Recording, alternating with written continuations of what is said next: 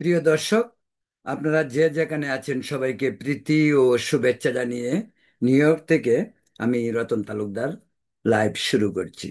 আজকে একটি বিষয় আপনাদেরকে নিয়ে শেয়ার করতে চাই। অ্যাকচুয়ালি সেটা হলো, আপনারা জানেন বাংলাদেশের একজন বুদ্ধিজীবী বিশ্ববিদ্যালয়ের অধ্যাপক সলিমুল্লাহ খান সম্প্রতি একটি ভিডিওতে, সম্ভবত এক জায়গায় বক্তৃতা দিয়েছেন, সেই বক্তৃতার ভিডিওটি আমি দেখেছি। ভিডিওতে তিনি বলেছেন, আমি সেই বিষয়টা নিয়েই কথা বলতে চাই। আজকের আলোচনাটা শুধু সলিমুল্লাহ খানের মাঝেই সীমাবদ্ধ রাখার চেষ্টা করব। আমি সলিমুল্লাহ খানকে চিনি, তিনি আমার বন্ধু মানুষ। তিনি দীর্ঘদিন প্রবাসে ছিলেন, এই নিউ ইয়র্কেই ছিলেন। এই নিউ ইয়র্কেই ইউনিভার্সিটি এনওয়াইউর পাশেই new school for social research, সেখান থেকেই তিনি পড়াশোনা করেছেন, উচ্চতর ডিগ্রি নিয়েছেন, পিএইচডি করেছেন, সব এখান থেকেই করেছেন। সেই সুবাদে তিনি দীর্ঘদিন নিউ ইয়র্কে থাকার, সেটা আমি 90 দশকের কথা বলছি। উম, তখন নিউ ইয়র্কে ছিলেন।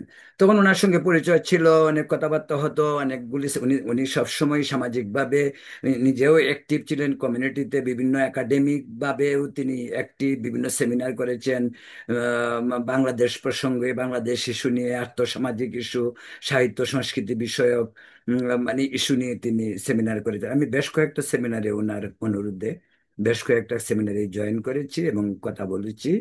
আহ, সেই হিসেবে সালেমুল্লাহ খানের সঙ্গে আমার প্রায় সময় ফোনেও কথা হতো যখন এখানে ছিলেন, নিউ ইয়র্কে ছিলেন। এবং আমি তাকে একজন জ্ঞানী ব্যক্তি হিসেবে, যে আমার বন্ধু হিসাবে, আমি তাকে সম্মানটুকুও করতাম, যতটুকু ওনার প্রাপ্য ছিল ততটুকু। সেই সুবাদেই তো তার প্রতি সমস্ত বিষয়গুলিকে আমি ব্যক্তিগত পর্যায়ের কথা বলছি না, একজন বন্ধু হিসাবে তার কথাগুলি শোনার পরে মনে করলাম যে এই প্রসঙ্গে দু চারটি কথা বলা আমার একান্ত প্রয়োজন, যেহেতু এই কথাগুলি একটি সম্প্রদায়কে নির্ভর করে। একটি সম্প্রদায়ের উপর এক ধরনের ক্ষোভ, এক ধরনের হতাশা, এক ধরনের বুধোদয় উনি বলছেন যে এখন তো নতুন করে গত 1 বছরের বিভিন্ন কর্মকাণ্ডে ওনার নতুন করে যে বুধোদয় হয়েছে, সেই প্রসঙ্গে তিনি বলছেন। তো আমি বিষয়টি এখনো বলিনি, আপনাদেরকে বলছি। সেটা হলো, তিনি তার বক্তৃতায় বলেছেন, আগে লোকে বলতো বাংলাদেশে হিন্দু হলে ভারতপন্থী হয়। আমি তখন একটু আপত্তি করতাম। পরে তিনি বলেছেন যে ভারতীয় হলেই কি হিন্দু হয় নাকি? তাহলে বাংলাদেশে হিন্দু মুসলিম নির্বিশেষে সবার তো বাংলাদেশি হওয়ার কথা ছিল। বাংলাদেশে আপনার নামের শেষে ভট্টাচার্য এবং চৌধুরী থাকলে আপনি ভারতপন্থী হবেন। এটা তো বড় দুর্ভাগ্যজনক ঘটনা। গত 1 বছরে এটাই শিখলাম, তা হচ্ছে ওই যে তিনি শিখেছেন যে বাংলাদেশের এই হিন্দু সম্প্রদায় বা বৌদ্ধ সম্প্রদায় ধর্মীয় পরিচয়ে যারা মুসলিম না, তারা যদি ভারতের কথা বললে তারাই নাকি হয়ে যায় ভারতপন্থী। এই ধরনের আজগবি। আমি একটা কথা বলি, সলিমুল্লাহ সাহেবরা, আমি এই জন্য আমার ভিডিওর শিরোনামটা দিয়েছি, এই সলিমুল্লাহ সেই সলিমুল্লাহ। আমার আজকের এই যে টপিকের যে শিরোনাম, এই সলিমুল্লাহ মানে আজকের সলিমুল্লাহ সেই সলিমুল্লাহ, দ্যাট ইজ 90 দশকে আমি যে সলিমুল্লাহকে চিনতাম। এই জন্যই শিরোনামটা এরকম করে দেওয়া হয়েছে। ভাই, একটি কথা বলুন তো, বাংলাদেশের রাজনৈতিক পট পরিবর্তন হলো কদিন আগে, 1 বছর আগে, বিপ্লবের মাধ্যমে। সেই বিপ্লবে ছাত্র সমাজের অভূতপূর্ব সাফল্য, একটি স্বৈরাচারী সরকার থেকে দেশ জাতি সকলে নিস্তার পেল, দেশে একটি উন্মুক্ত পরিবেশ তৈরির যে সম্ভাবনা তৈরি হয়েছিল, সেই সম্ভাবনার স্বপ্নকেই আমরা গত 1 বছর ধরে লালন করছি, যদিও আমরা হতাশ। সলিমুল্লাহ সাহেব হতাশ হয়নি। উনি হতাশ হবেন কেন? উনিও কোণঠাসা ছিলেন, সেটাও আমি আমি আমি আমি ব্যক্তিগতভাবে পছন্দ করিনি। যার মেধা, মনন, শক্তি, সাহস, সবকিছু যেগুলি আমাদের সমাজে, জীবনে, মননে বিভিন্ন জায়গায় কাজ করতে পারে, সলিমুল্লাহর যে মেধা, সলিমুল্লাহর যে বুদ্ধি, মত্তা, সেগুলি আমরা কাজে লাগাতে পারি, সেগুলি কাজে লাগতে পারে। কিন্তু একজন যদি বিভ্রান্ত হয়, হতাশায় ভুগে এবং নিজকে যদি সরিয়ে রাখে আর সবকিছুতেই দোষ, যত দোষ নন্দ ঘোষ, আমার মতো না হলেই সেটার দোষ, সব আমার মতো হতে হবে, মানে আমি এত বড় পণ্ডিত, যা বলবো আমারটাই হতে হবে, আমার কথাই শেখ হাসিনা শুনতে হবে, শেখ হাসিনার কথা আমি শুনবো কেন? শেখ হাসিনার বুদ্ধিজীবী যারা ছিল তাদের সাথে বুদ্ধিজীবী বুদ্ধিজীবী ফাইট এখানে, দুই মহলের বুদ্ধিজীবীর ফাইট, আর এই দিকের বুদ্ধিজীবীর উনি হলো একজন মহান বুদ্ধিজীবী নিজকে মনে করেন। যাই হোক, আমি বলছি যে উনি এত টের পেলেন তো 1 বছর পরে। আর বাংলাদেশে হিন্দু বৌদ্ধ খ্রিস্টান তারা জন্মের পর থেকেই তারা টের পায় তারা দেশের সংখ্যালঘু, স্কুলে যাওয়ার সময় থেকেই তারা হীনমন্যতায় তাদের ভুগতে হয়, ভয় ভীতি আতঙ্ক। সলিমুল্লাহ তো অনেক দিন লেগেছে এটা বুঝতে, সলিমুল্লাহ সাহেবের এই বিষয়টা বুঝতে তার অনেক দিন সময় লেগেছে। কিন্তু বাংলাদেশের হিন্দু বৌদ্ধ খ্রিস্টানরা বহুত জন্মের পর থেকেই বুঝে, সেটাই ডিফারেন্স। আমাদের সলিমুল্লাহ সাহেবদের কথাবার্তা যদি আপনারা শুনেন, প্রথমত ওনাদের কথা দিয়ে মুখ দিয়ে রস পড়ে, একেবারে মধুর রস, একেবারে রজনীগন্ধার গন্ধ সৌরভ ছড়ায় ওনারা। কিন্তু আপনারা দেখবেন সাম্প্রদায়িকতার অপব্যাখ্যা, ভারত বাংলাদেশ সম্পর্কের অপব্যাখ্যা, বাংলাদেশের অভ্যুদয় বাংলাদেশের স্বাধীনতার অপব্যাখ্যা, সর্বত্রই তাদের অপব্যাখ্যা, সর্বত্রই এক পশ্চাৎপদ চিন্তা চেতনাকে আমাদের উপর চাপিয়ে দেওয়ার একটা ষড়যন্ত্র। এই সলিমুল্লাহ খান, উনার খুব হতাশার কোনো শেষ ছিল না। একটি মানুষ বলতে পারে যে প্রথম আলো কেন আমার ইন্টারভিউ নেয়নি 8 বছর, এবার প্রথম আলো উনার ইন্টারভিউ নিয়েছে, উনি আনন্দে একের গদগদ হয়ে গেলেন।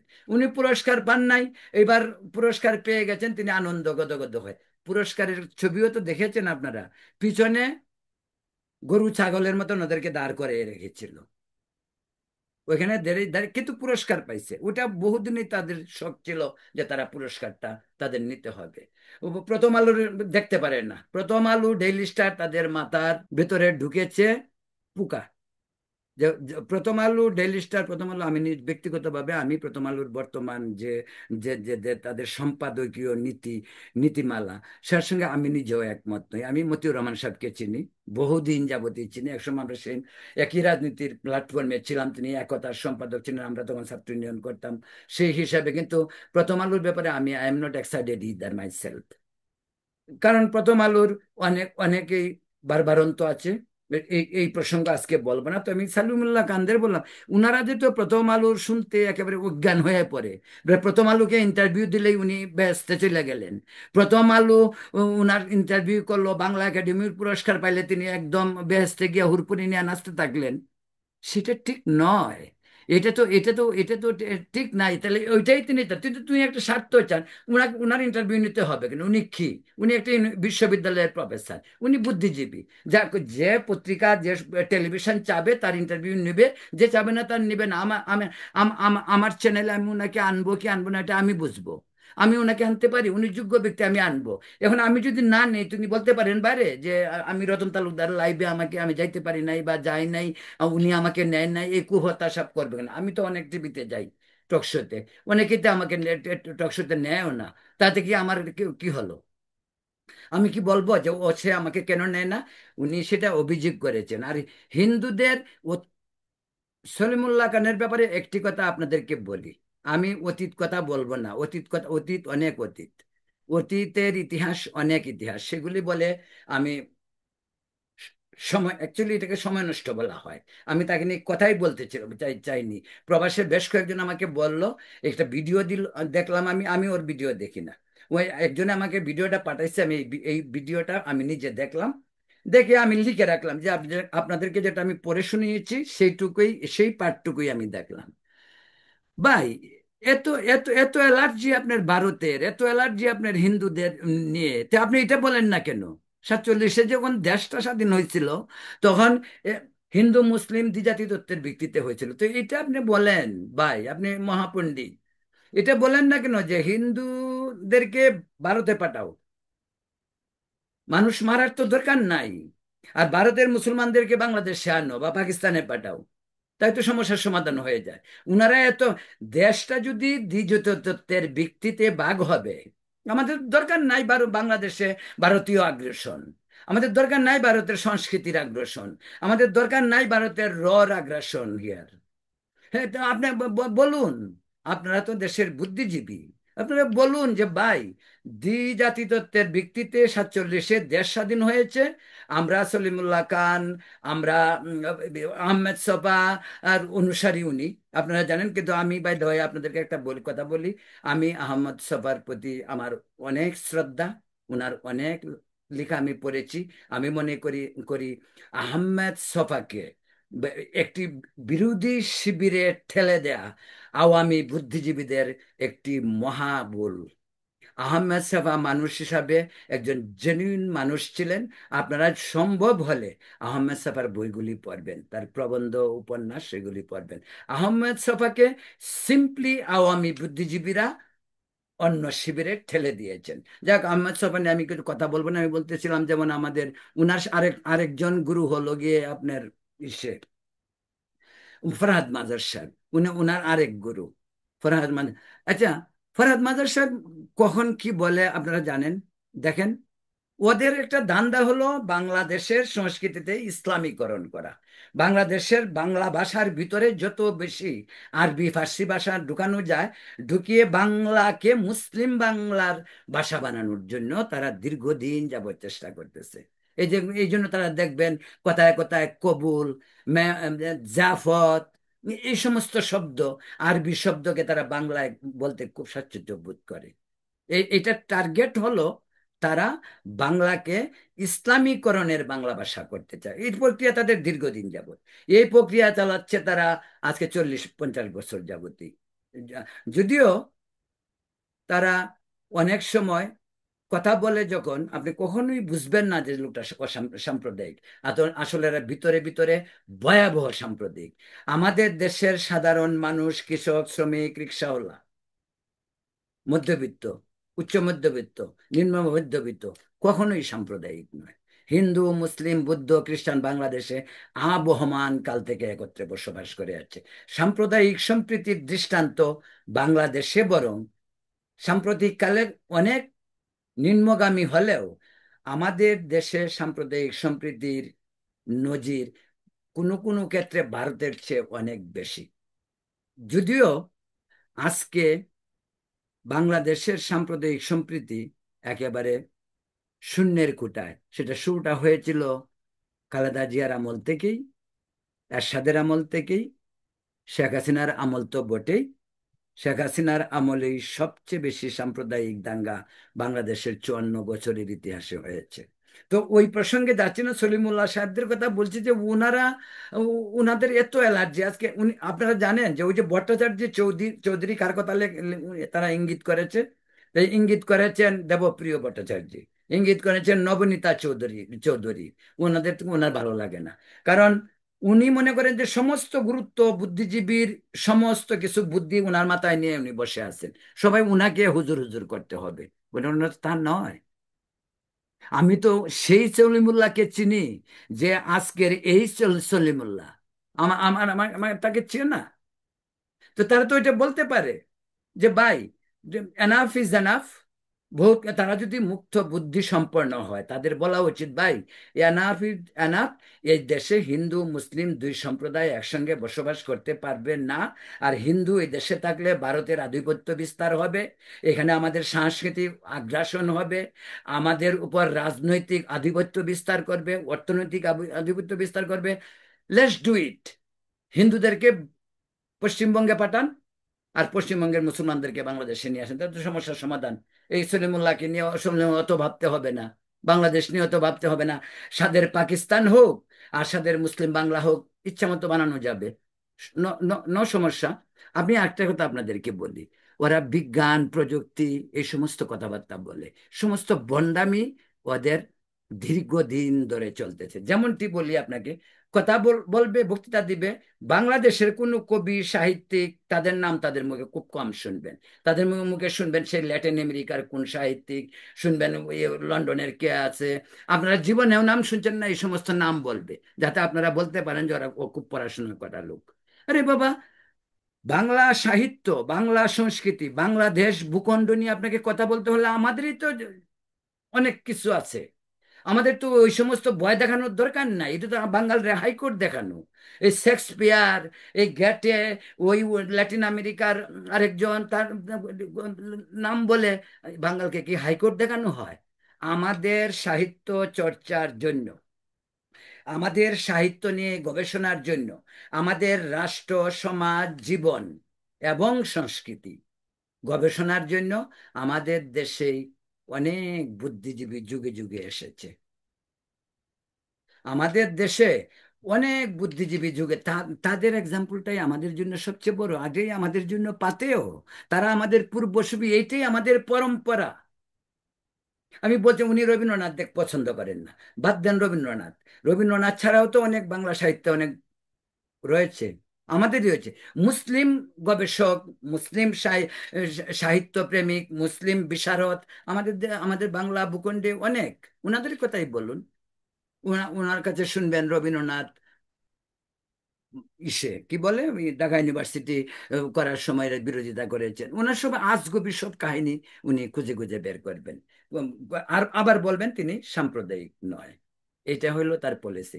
আর ওদের আরেক সমস্যা, এরা এত হিপোক্রেট, এত ডাবল ফেস এদের। ওদেরকে দেখবেন নিজেদের ছেলেবেলে বাইরে রাখবে, বাইরে রেখে পড়াশোনা করাবে।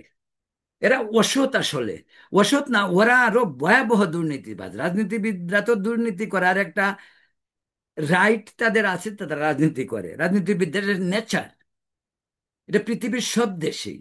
আপনি আমাদের আমেরিকার কথাই বলি না কেন, এখানে রাজনীতিবিদরা চুরি করে না? চুরিটা লিগ্যাল ওয়েতে করে। আমাদের দেশের রাজনীতিবিদরা কোনো কেয়ার করে না, চুরিটা খুব একেবারে ওপেন সিক্রেট চুরি করে। আমি সেটা বলছি না। তো ওরা ওরা তো রাজনীতিবিদের চেয়েও আরো ভয়াবহ। নিজের পোলাপান, নিজের সন্তান সন্ততিকে তারা দেশের বাইরে রাখবে, দেশে রেখে রেখে ইংরেজি শিক্ষা, বিজ্ঞান ভিত্তিক শিক্ষা দিবে। আর বাংলাদেশের প্রান্তিক জনগণ, মধ্যবিত্ত বাচ্চা ছেলেদেরকে, সন্তানদেরকে বলবে মাদ্রাসায় পড়ানোর জন্য। তাদের নিজেদের বাচ্চা মাদ্রাসায় পড়বে না।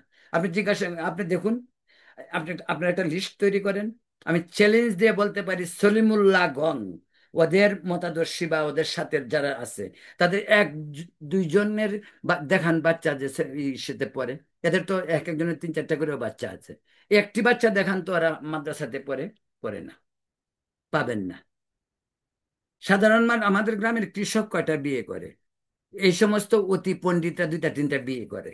এটা খুবই ব্যক্তিগত, তারা বলে ওই বিয়ের সময় আসলে ব্যক্তিগত হয়ে যায়। এমনি তারা পাবলিক লাইফ মেনটেন করবে, তারা পাবলিক, তারা জনগণের সেবায় নিয়োজিত। যখন তার ব্যক্তিগত জীবনে খোঁজ খবর নিতে যাবেন, তখন বলবে, যদি আপনি বলেন যে এত তিনটা বিয়ে করছে, 10টা বাচ্চা আছে, তখন বলবে কি এগুলি ব্যক্তিগত, এগুলি তো বলা ঠিক না। কেন ঠিক না বাবা?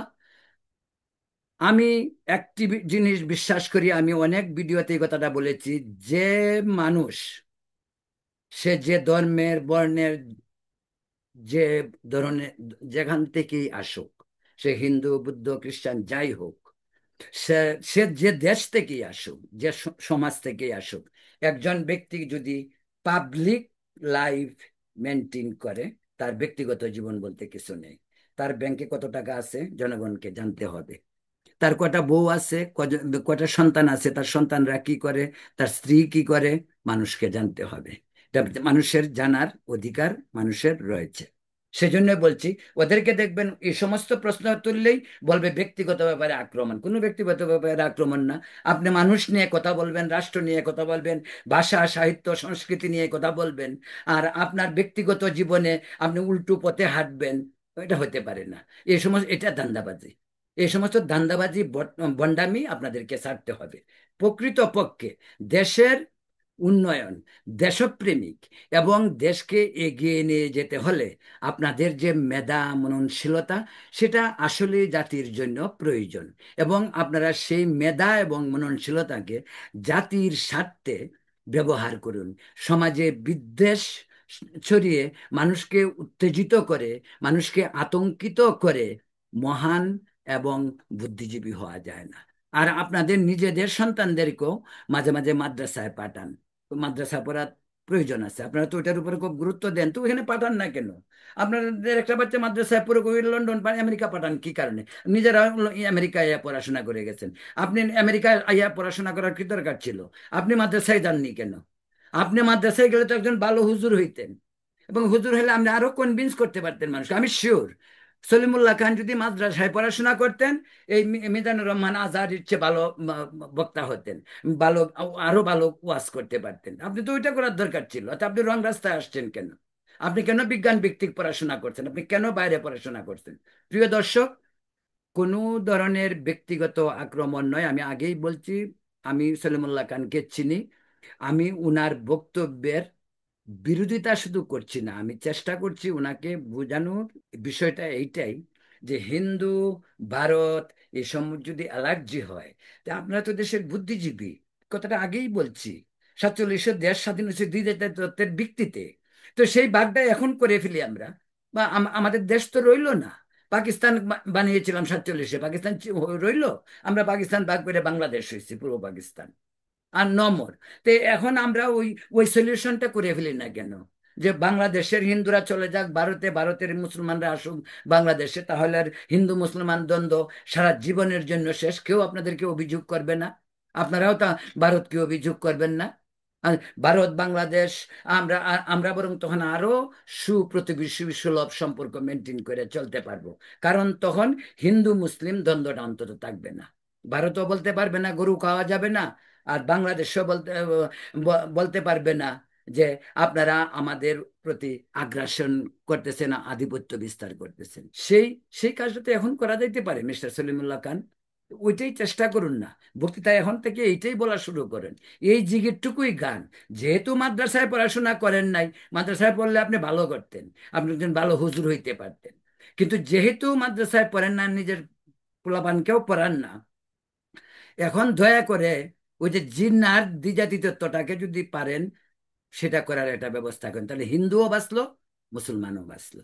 ভারতেও মুসলমানকে জোর করে গরু খাওয়া থেকে বন্ধ করতে পারে না। আচ্ছা, গরুর ইসে পাইলেই মুসলমানদের উপরে ভারতে অত্যাচার হচ্ছে।